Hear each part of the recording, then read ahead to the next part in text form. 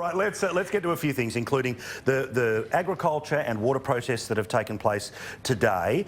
There was a lot of confrontation, a lot of aggro in the air, and rightly so. I mean, it is so absurd that the federal government puts together the Murray-Darling Basin Plan and then says it's all about the states. The states then in New South Wales want to turn around and pretend that it's the federal government's fault have taken way too long to listen, when shouldn't all of them just be doing anything they can to pull every plug they possibly can? Anyway, you remember this is a moment of abuse that happened from the gallery, not from Senator Roberts, but this is what happened to the Agriculture Minister yesterday in the Senate. Minister, as Agriculture Minister who fails to help her agriculture, whether on her own account or due to her party, is by any definition a failure. Will you resign? Senator McKenzie.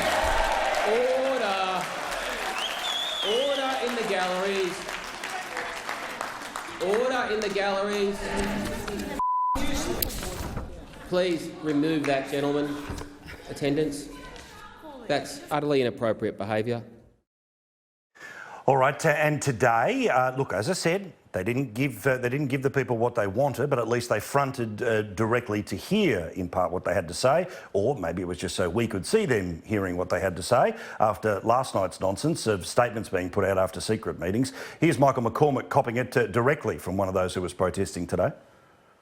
You could walk up there tomorrow and tell the Liberal Party, we're crossing the floor, your government stuff, do something. You could do that tomorrow. I don't know if you're sitting tomorrow. You might save your jobs then. The National Party is not going to exist after the next election unless you grow some spine and stand up. Where's the passion? I haven't seen any passion from you. You're like a poker player.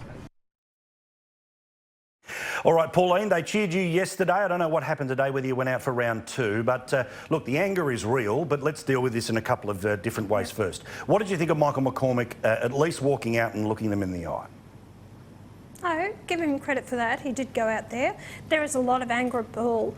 Unless you have actually gone out there to do a tour and go out to these remote areas, to Nilluquin and in remote, New South Wales, and they are lack of water. To see these people, they're on the knees. I've had meetings and I've actually, they haven't got me. I said, hold on a minute, I've got nothing to do with this. They said, we know, Pauline, you're trying to do what you can for us, but you've got grown men who have to leave the meeting because they've got tears rolling down their cheeks because they just about lost their family, their properties, everything, because lack of water. And they feel that the governments are doing absolutely nothing about the water. Howard did the wrong thing by separating water from land in 2004. The Water Act has destroyed it. The Murray-Darling Basin was in place in 1915. It's how the states have handled it since, and the New South Wales government has not managed it very well at all.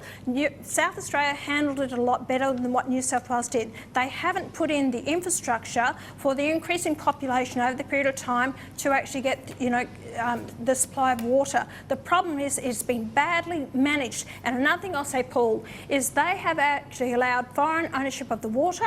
They've sold the water licences. Go on the line, you can buy a water licence, and it's not connected to the amount of water that you can actually, what we have in supply. It's been badly mismanaged, and I can't blame them, and something has to change.